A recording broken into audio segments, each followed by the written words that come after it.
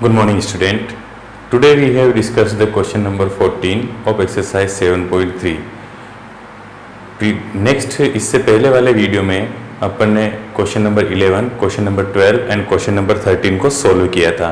आज अपन question number 14 को solve करते हैं। क्वेश्चन नंबर 14 क्या है अपने पास कि question number 14 is says to us that question number 14 cos x minus sine x upon 1 plus sine 2x। ठीक है, ये अपन का क्वेश्चन है, इसको इंटीग्रेट करना है। बड़ा सिंपल वे है कि साइन 2x इक्वल टू, हम जानते हैं कि sine 2x equal to sine 2x can be written as, sine 2x को क्या लिख सकते हैं अपन, sine 2x can be written as 2 sin x cos x। Clear? तो sine 2x 2 sin x cos x के रूप में लिखा जा सकता है। 11th क्लास की आइडेंटिटी है अपने पास। ठीक है, और ये 1 है, 1 equal to sine square x plus cos square x लिखा जा सकता है। देन सॉल्यूशन क्या हो जाएगा अपने पास, सॉल्यूशन हो जाएगा इसका कि cos x minus sine x upon 1 plus sine 2x is equal to cos x minus sine x upon 1 की जगह अपन क्या पुटअप करेंगे, sine square x plus cos square x plus 2 sine x cos x. Sine 2x की जगह 2 sine x cos x and 1 की जगह sine square x plus cos square x. ठीक है, तो ये अपने पास इस फॉर्म में आ जाएगा कि cos x minus sine x upon sine x plus cos x का होल स्क्वायर। ठीक है, इस फॉर्म में आ जाएगा अपने पास। अब अपन को ये इजी गोइंग इंटीग्रेट हो जाएगा कि क्या हो जाएगा अपने पास, integration of cos x minus sine x upon 1 plus sine 2x dx is equal to integration of cos x minus sine x upon sine x plus cos x का whole square dx। ठीक है, अब क्या करेंगे अपन, numerator denominator में जो quantity है उस क्वांटिटी के इक्वल टू अपन सब्स्टिट्यूशन कर देंगे। Substitute denominator quantity equal to t। तो अपन क्या करेंगे, हम क्या करेंगे, हम ये करेंगे कि put sine x plus cos x equal to t, differentiate with respect to t। This implies, इसको डिफरेंशिएट करेंगे तो साइन एक्स का डिफरेंशिएट क्या होता है, कोस एक्स होता है। ठीक है, ओके, एंड कोस एक्स का डिफरेंशिएट माइनस साइन एक्स होता है। ठीक है, फिर अपने पास आ जाएगा dx और t का डिफरेंशिएशन t के रेफरेंस में 1 आएगा और यहाँ पर dx अपॉन dt आएगा तो dt इधर मूव कर जाएगा। क्लियर? ये अपने पास से एक फाइनल रिजल्ट निकल के आया कि इसका सब्स्टिट्यूशन करने पर ये रिजल्ट निकल के आया। तो अपन इसको क्या, तो हम इसको कैसे सोल्व करेंगे, हम इसको नेक्स्ट स्टेप में आ जाएंगे कि i इज इक्वल टू, ये जो cos x minus sine x dx है, तो ये देखिए आप यहाँ पर cos x minus sine x dx, ये वाली क्वांटिटी देखिए, cos x minus sine x dx, ये जो क्वांटिटी है इस क्वांटिटी के रेफरेंस में अपन dt पुटअप कर देंगे। ठीक है, तो यहाँ पर इसके रेफरेंस में अपन क्या करेंगे, इसके रेफरेंस में इसके रेफरेंस में हम dt पुटअप कर देंगे। तो यहाँ आ जाएगा हमारे पास dt, और यहाँ पर इसके रेफरेंस में अपन ने t माना है तो यहाँ पर t स्क्वायर आ जाएगा। क्लियर? ओके, अब ये इसका इंटीग्रेशन काफी इजी हो गया है कि t raise to power minus 2 dt, t raise to power 2 को t raise to power minus 2 लिख सकते हैं। अब इसका इंटीग्रेशन हो जाएगा अपने पास t raise to power minus 2 plus 1 -2 +1 +c is equal to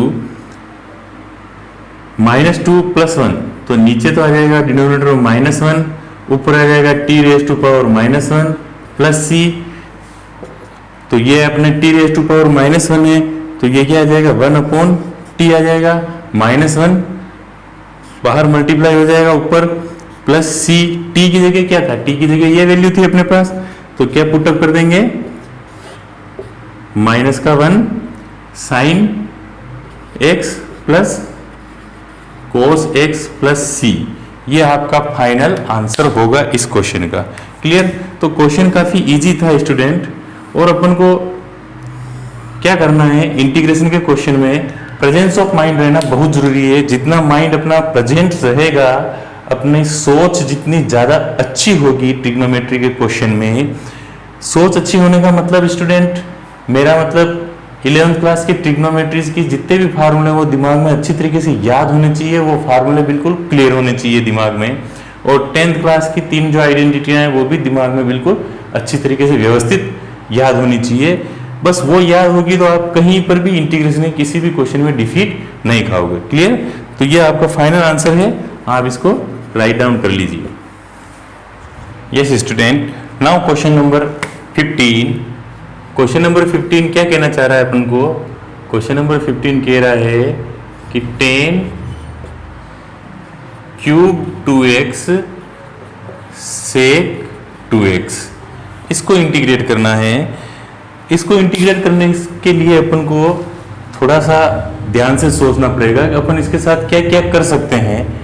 जो भी ढंग से इंटीग्रेशन कर सकते हैं वो सब टेक्निक इसके अंदर लगाएंगे। ठीक है, तो 10³ 2x को पावर ओड है, तो इसको पहले इवन पावर बना लेते हैं। एक बार दिखें कि इसका कोई सॉल्यूशन निकलता है क्या। तो अपन इसके इक्वल टू क्या कर देते हैं, इसके इक्वल टू अपन लिखेंगे 10² 2x into 10² 2x sec 2x। Clear? यहां तक तो अपने समझ में आ गया अच्छी तरीके से। अब इसको अपन और सिंपलेस्ट फॉर्म में क्या लिख सकते हैं, 10² 2x को sec की फॉर्म में लिखते हैं। देखें तो इक्वल टू sec² 2x -1। ठीक है, ये हो जाएगा -1। इस 10² 2x की रेफरेंस में यहां पर ये पुटअप कर देंगे। फिर 10 2x as it is into 10 2x and sec 2x। Clear? यहां तक अच्छी तरीके से समझ में आ चुका है। अपन ने मैथ्स का कोई रूल नहीं तोड़ा है, इसको सिंपलेस्ट से सिंपलेस्ट फॉर्म में अपन लिखते हुए आ गए हैं। अब अपन क्या करेंगे, इन दोनों क्वांटिटी को इसके अंदर मल्टीप्लाई कर देंगे। तो अपने पास क्या आएगा रेफरेंस में, integrate 10³ 2x sec 2x dx is equal to integration of this multiply by this, then we get sec² 2x into 10 2x sec 2x। ठीक है, माइनस 10 2x sec 2x, ये पूरी चीज, ये पूरी क्वांटिटी ब्रैकेट में आ जाएगी and dx multiply by. Clear? तो अपन ने क्या किया, ये जो क्वांटिटी थी इस क्वांटिटी को sec² 2x से मल्टीप्लाई किया, तो sec² 2x 10 2x into sec 2x, and इस क्वांटिटी को 1 से मल्टीप्लाई किया तो ये अपने पास फिगर आ गया। और 1 multiply by 10 2x sec 2x, then we get 10 2x sec 2x। Clear? Now अब अपन को यहां पर ध्यान से देखना है इस फिगर का अपन क्या कर सकते हैं इजी से इजी। देखिए इंटीग्रेशन, अगर इसका इंटीग्रेशन करेंगे इस क्वांटिटी का 10 2x sec 2x, tan theta into sec theta किसका डिफरेंशिएशन होता है, tan theta into sec theta का डिफरेंशिएशन होता है। तो यहाँ पर तो ऑटोमेटिक इंटीग्रेशन क्या आ जाएगा, sec थीटा आ जाएगा, मतलब sec 2x आ जाएगा। ये तो मैटर अपने पास क्लोज हो जाएगा 2 मिनट में। ठीक है, अब स्टूडेंट क्या है, इस मैटर को क्लोज करना है। इस मैटर को क्लोज करने के लिए क्या है, ये dx यहाँ मल्टीप्लाई हो जाएगा। ठीक है, तो एक बार तो अपन इसको इस फॉर्म में लिख ही लेते हैं कि equal to integrate sec² 2x 10 2x sec 2x minus sec 2x dx minus इसका इंटीग्रेशन कर लिया अपन ने, तो अपने पास क्या आ गया, सेक 2x और 2x का अगेन चेन रूल से आ जाएगा, तो चेन रूल से अपॉन 2 आ जाएगा। ठीक है, और ये अपने पास हो गया एक तरह से प्लस c। ठीक है, अब अपन को इस क्वांटिटी को सोल्व करना है, इस इंटीग्रेशन को सोल्व करना है। ये इंटीग्रेशन तो अपन ने सोल्व कर लिया। ठीक है, इसका इंटीग्रेशन अपन इंटीग्रेशन का साइन यहाँ लगाएंगे, फिर इंटीग्रेशन का साइन यहाँ लगाएंगे, फिर इसको इंटीग्रेट करेंगे, यही वैल्यू आएगी। इस वैल्यू को मैंने डायरेक्ट इंटीग्रेट करके यहाँ लिख दिया, प्लस c आ गया। Clear student? अब अपन को क्या करना है, इस क्वांटिटी को इंटीग्रेट करना है। इसको इंटीग्रेट करने के लिए क्या कर सकते हैं अपन, सेक 2x को अगर अपन t मानते हैं, क्या मानते हैं, सेक 2x को अगर अपन t मानते हैं तो उसका डिफरेंशिएशन करेंगे तो tan 2x and sec 2x dx आ जाएगा, अपने पास आ जाएगा इजी गोइंग। तो अपन यहां पर क्या करेंगे, put sec 2x is equal to t। ठीक है, differentiate with respect to t। ठीक है, दिस इंप्लाइज, इसको t के रेफरेंस में डिफरेंशिएट किया तो अपने पास क्या आया, सेक 2x का। सेक को डिफरेंशिएट करते हैं तो sec theta into tan theta, ये देखो, तो अपने पास क्या आ जाएगा, sec 2x into ten 2x and 2x का चेन रूल से डिफरेंशिएट होगा तो यह आ जाएगा 2, यह आ जाएगा dx is equal to dt। ठीक है, 2 इधर मूव कर जाएगा अपने पास, तो ये 2 यहाँ पर मूव कर जाएगा, 2 इसके नीचे आ जाएगा dt अपॉन 2। ठीक है, तो ये जो क्वांटिटी है सेक 2x tan 2x dt, सेक 2x tan 2x dt जो है ये क्वांटिटी, इस क्वांटिटी के रेफरेंस में और ये क्वांटिटी दोनों सेम है, ये देखिए आप। ठीक है, तो इन दोनों के रेफरेंस में अपन ये क्वांटिटी पुटअप कर सकते हैं dt अपॉन 2, तो यहाँ पर तो dt अपॉन 2 आ जाएगा और ये सेक स्क्वायर 2x जो इसकी जगह t पुटअप कर देंगे। ठीक है, तो अपना क्वेश्चन इजी गोइंग सोल्व हो जाएगा। तो अपना क्वेश्चन क्या आ जाएगा, i is equal to T square dt upon 2, इसके साथ माइनस सेक 2x भी था, minus sec 2x upon 2 plus c equal to 1/2 बाहर आ जाएगा, 1/2 बाहर आ गया। अब इंटीग्रेट के बाद टी स्क्वायर है, टी स्क्वायर का इंटीग्रेशन क्या होता है, टी क्यूब अपॉन 3। ठीक है, यहां मल्टीप्लाई का साइन है, minus sec 2x upon 2 plus c। ठीक है, तो ये क्या है अपने पास, 3 2 6 हो जाएगा, टी क्यूब, टी की वैल्यू क्या है, टी की वैल्यू सेक 2x है, तो अपने पास क्या आ जाएगा, सेक 2x का whole cube upon 2 3 6 minus sec 2x upon 2 plus c। ये अपने पास फाइनल आंसर निकल के आएगा। ठीक है, तो आप आंसर चेक कर लेना अपनी एनसीईआरटी की बुक से, मोस्ट प्रोबेबिलिटी यही आंसर होना चाहिए, इससे इजी सॉल्यूशन हो नहीं पाएगा। और ठीक है, तो right down this. Yes student, now we proceed to question number 16. Question number 16 is, what is the question number 16? 10 raised to power 4x, इसको इंटीग्रेट करना है अपन को। इसको कैसे इंटीग्रेट करेंगे, प्रेजेंस ऑफ माइंड होना बहुत जरूरी है, ये मैंने पहले ही बोला है आपको।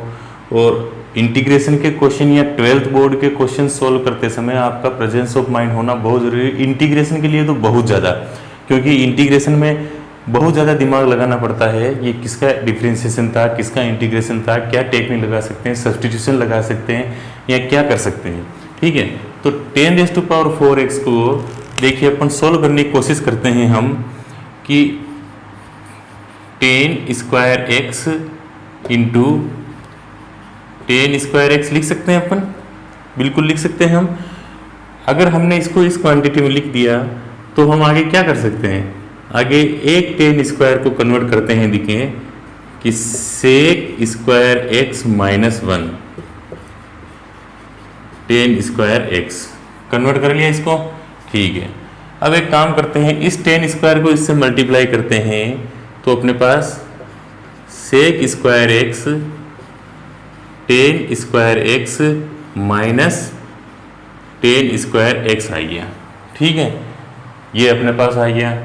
अब अपन क्या कर सकते हैं इसके बाद देखो अभी तक भी सिंपलेस्ट फॉर्म में नहीं आया है, इसको सिंपलेस्ट फॉर्म में लाने के लिए आगे और टेक्निक लगानी पड़ेगी। टेक्निक ये लगानी पड़ेगी अपन को कि टेन स्क्वायर एक्स को कन्वर्ट करते हैं, देखें इसको कन्वर्ट करने से तो कोई फायदा नहीं मिलेगा, क्योंकि सेक स्क्वायर माइनस 1 होगा, वापस multiply sec raise to power 4 आ जाएगा, और 4 की पावर से तो हम वैसे ही निकल के आए हैं अभी, ठीक है। तो इसको कन्वर्ट करते हैं तो sec square x tan square x minus sec square x minus 1, clear, इसको इस फॉर्म में लिख सकते हैं। तो अपने पास आ जाएगा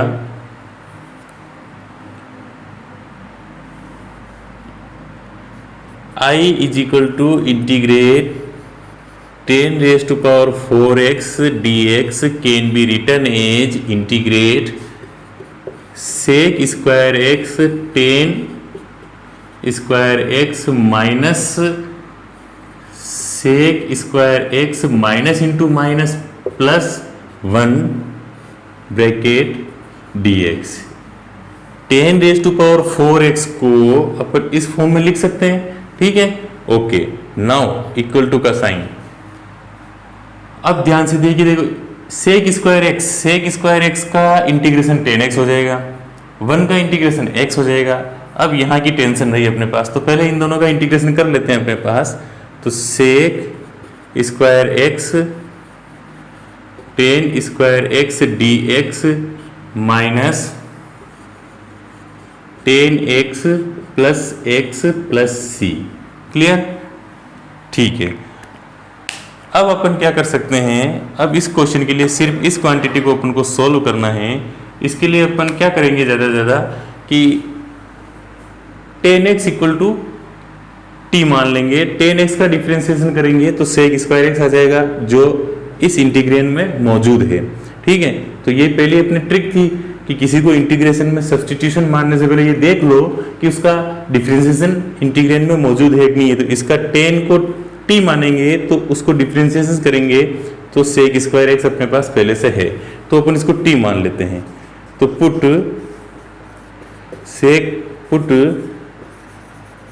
10x is equal to T differentiate with respect to T, this implies 10x को डिफ्रेंशिएट करेंगे तो क्या आ जाएगा अपने पास, sec square x dx equal to dt, clear, ये आ जाएगा, वेरी गुड। अब देखिए sec square x dx, okay. तो इन दोनों क्वांटिटी की जगह अपन ये क्वांटिटी पुटअप कर देंगे, एक तो ये quantity sec square x and ये dx, इनकी जगह अपन dt पुटअप कर देंगे, clear, okay okay. Now proceed to next, we get I is equal to integrate T square 10 square x है, 10x इक्वल टू टी माना तो टी स्क्वायर, और इन दोनों की जगह अपन ने dt पुटअप कर लिया तो dt, और ये क्वांटिटी एज इट इज आ जाएगी कि 10x plus c, this implies, इसका इंटीग्रेशन आ जाएगा अपने पास T cube upon cube, t की पावर 2 है तो 2 प्लस 1 अपॉन 2 प्लस 1 तो टी क्यूब अपॉन 3 आ जाएगा, माइनस 10x प्लस सी, 10x प्लस x प्लस सी, ठीक है। t की वैल्यू क्या है 10x, देन फाइनल आंसर आ गया अपने पास कि 10x cube upon 3 minus 10x plus C. इसको सिंपलेस्ट फॉर्म में और भी लिख सकते हो आप कि 1/3 10 cube x minus 10x plus x plus C, ये इसकी सिंपलेस्ट फॉर्म आ जाएगी। ठीक है, तो ये आपका फाइनल आंसर आ गया है, आप इसको राइट डाउन कर लीजिए। तो इंटीग्रेशन मैंने आपको पहले ही कहा था काफ़ी इजी है, कोई हार्ड मेथड नहीं है, और इस तरह के इंटीग्रेशन बड़ी आसानी से किए जा सकते हैं। आपको सिर्फ प्रेजेंस ऑफ माइंड होना बहुत ज़रूरी है। ट्रिग्नोमेट्री की सारी आइडेंटिटीज़ याद होना बहुत ज़रूरी है। अगर ट्रिग्नोमेट्री की आइडेंटिटीज़ याद नहीं रहेगी तो आपको क्वेश्चन करने में दिक्कत आ सकती है। तो आपको ट्रिग्नोमेट्री की आइडेंटिटीज़ याद रखना बहुत ज़रूरी है, और अपना दिमाग वहाँ पर क्वेश्चन सोल्व करते समय दिमागी तौर पर उपस्थित रहना ही बहुत ज़रूरी है। क्वेश्चन सोल्व करते हैं, दिमाग कहीं और लग रहा होता है तो क्वेश्चन किसी हालत में सोल्व नहीं होगा। तो इसलिए आपके एग्ज़ाम नज़दीक आ रहे हैं, आप अच्छे से अच्छे पढ़ाई करें। जो भी क्वेश्चन आपको समझ में नहीं आ रहा है वो क्वेश्चन आप मेरे को कमेंट्री बॉक्स में लिखिए, मैं उस क्वेश्चन को ज़रूर सोल्व करूँगा। आप ये मत सोचिए कि सर सोल्व नहीं करेंगे, मैं 100% उसका वीडियो बनाऊँगा, उसको सोल्व करूँगा, आपके लिए अच्छा सा अच्छा सॉल्यूशन लेकर आऊँगा। अगर आपको कोई क्वेश्चन बहुत हार्ड लग रहा है या समझ में नहीं आ रहा है तो अवश्य कमेंट्स कीजिए, मैं ज़रूर उसका वीडियो बनाऊंगा और आपको सॉल्यूशन दूंगा। ठीक है, और चैनल मैथमेटिक्स जोन के जो चैनल में जो आपको समझाया गया है, अगर सारी स्टेप्स और क्वेश्चंस अच्छी तरीके से समझ में आए हैं तो आप इसको लाइक, शेयर और सब्सक्राइब जरूर करें। अपने दोस्तों को भी बताएं कि किस तरीके से क्वेश्चंस के सॉल्यूशन होते हैं। एक एक स्टेप बड़ी इजी गोइंग समझाई जाती है, ताकि वो भी इसको सब्सक्राइब करेंगे। और सब्सक्राइब करना बिल्कुल ना भूलें, सब्सक्राइब जरूर करें। Thank you very much.